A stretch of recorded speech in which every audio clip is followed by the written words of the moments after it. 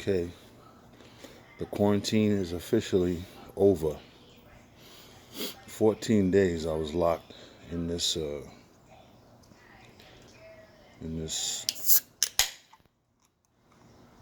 apartment. Got down here on April 11th. Added an extra day, official date over April 26th. And even though they stopped us at the gate and asked us, to quarantine for 14 days, at least 3 people told me that they're going to send someone around and check on you. They didn't say that at the airport, though, but this is what people told me. But that's not what they said at the gate. There was no police officers there. Like I said, it was just some, looked like city official, like National Guard dude. No weaponry on him other than himself. What looked like to be maybe nurses, doctors, maybe city health people. They didn't identify themselves. They didn't give their name. They didn't give their occupation. They just said, "Hey, we'll take the paperwork and do this. And if you have any problems, call this number." But they made no mention of doing any house checks. And I've been here since the 11th, and not a soul has come here to see if I'm actually here or anything like that. So there you go. So I'm so glad at least the quarantine part is over. And now all we need is to get through this pandemic part with some type of medicine that can help, fight it and help others when they do come down with it. And, doing my part to stay social distance. I stay quarantined. Besides, we're going to leave and go to the new house on Thursday. Thursday morning, we're going to move over to the new spot. And even though there's no place to go socially in Florida, no amusement parks, no restaurants, no playgrounds or parks.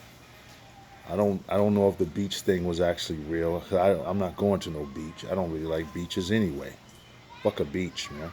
I go there with family and hang out, but I don't hang out at beaches. The only beaches I like is topless beaches. Seeing a female walk around in a bikini is like seeing a female walk around in underwear, except it's a little more skimpier than underwear. But other than that, I don't hang out at the beach. And if I do go to the beach, I'm coming with my beats. That's the only way I'm gonna make it through the day, if I got some music.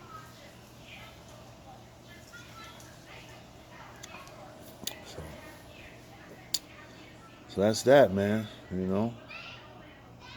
It's good to see a few people out walking around. There's this father with his 2 kids. The little kids look like maybe they look like 3, maybe, no, they look like 4 and 5, maybe. That's good. They're having a good time. It's nice to hear that sound, children playing. Because this is a nice little area over here, as I took y'all on the tour. I think I took y'all around. It's nice. It's got a basketball court, a little tennis, ping pong, volleyball. Nice scenic lake view. We can chill and look at the little area over here where you could cook out and everything. I don't know. I think I erased that video. I don't think I was having trouble with the upload. Maybe I'll do it today. Oh, it's a nice day today. Yeah, that's it, bro. Quarantine is over, man.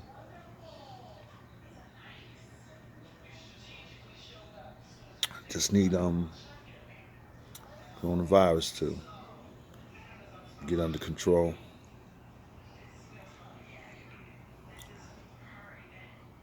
Oh boy. But it's been good though. Run into some family members. They've been very helpful, very supportive. Hooking us up with the local, how to get things done down here, who to talk to down here. So that's always good, bro. That's the vibe I'm looking for, you know? Try to help each other out, family, friends, let's help each other, you know?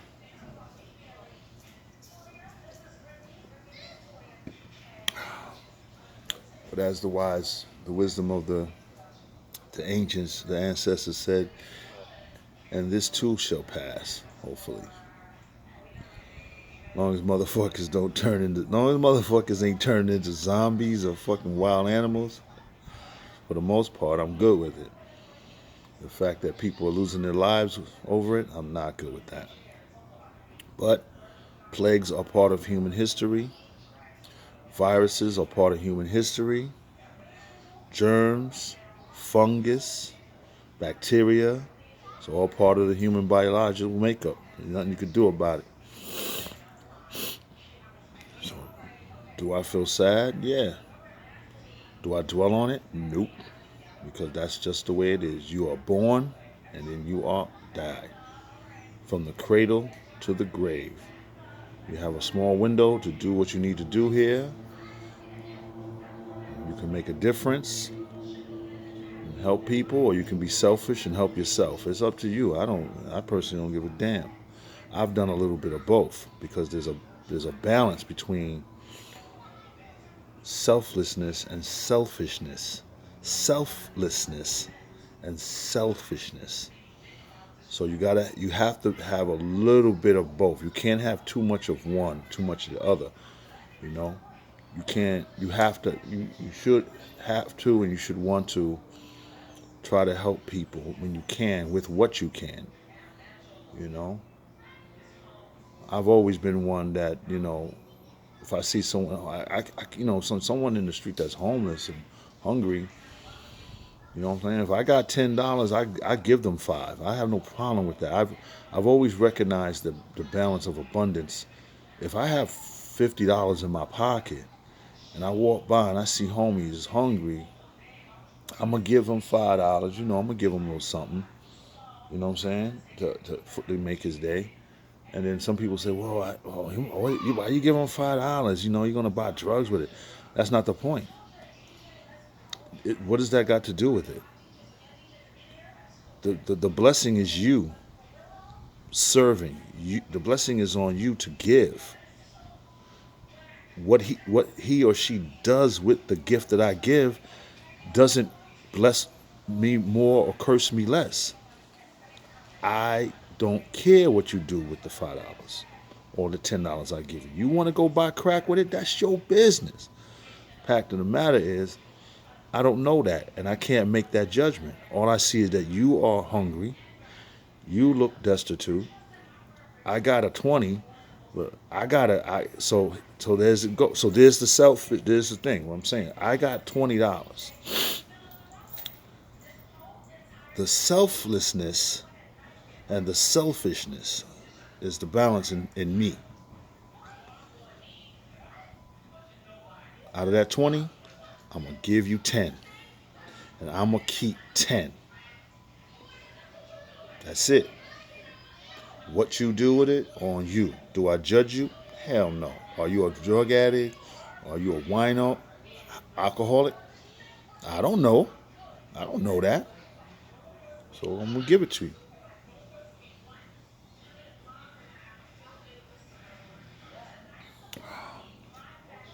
Do I believe in karma? Of course I do. Totally believe in karma. 100%. But not in a magical way, like it's magic. No. I believe that if I help a friend or a family member, and all earthlings and all human beings that live on this earth are my friends and family, then you might touch someone's life who might remember, hey, I remember Anthony. He did a good thing for me. I'm going to remember him, and when he needs me, if he asks for my help, I'm going to do something good for him.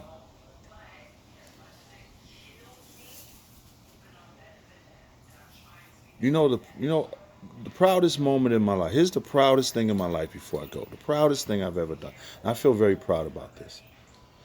When I started working at the VA hospital, right? And I had made up my mind that I wanted to like grow or get promotions or get a higher position so I can make a little more money. I remember my man Derek. Rest in peace, Derek Walker. Everybody know Derek Walker. Derek was my man. Derek was funny. But Derek was a good guy. He was a good friend to me. He was good to me at the job. Gave me a hard time sometimes because he let that supervisor shit go to his head. But I quickly adjusted that knob on his brain and made him understand, yo, bro, feel me on this. So I remember him saying like, yo, you need to apply for this and that. So when you apply for jobs at the VA, back then in the early 90s, you had to fill out what they called a KSA, Knowledge, Skills, and Ability form. And basically what it was is they posted a job. You go to HR, you say, yo, I'm interested in job number. They give you a stack of paperwork. It's only about 4 pages. It's the breakdown of the job, and 3 pages after that with just some basic questions. Asking you, how do you know how to do this and how? Because before you even get that job, you have to show that you have the knowledge to do the job. Where did you get the knowledge to do this job? Do you have the skills to do the jobs, and what abilities do you have that allow you to do the job? And it was something that you just wrote. It was a question, and you just wrote it in a statement. And I never liked to turn anything in handwritten or half-ass. So me and him went online when the VA started installing the internet. And I was able to find these booklets, right? These little booklets, these workbooks that they was offering to help you make. So when you answer those KSA questions, those KSA questions, you know how to answer them with certain abilities, right? Give it a professional feel and look, especially in how you present it and how you word it. So in the booklet, it had a lot of samples. Like, so if you wanted to get a GS5, they would show you, they would give a visual sample of all the best KSAs that were ever done by other people. And yo, that's all I needed.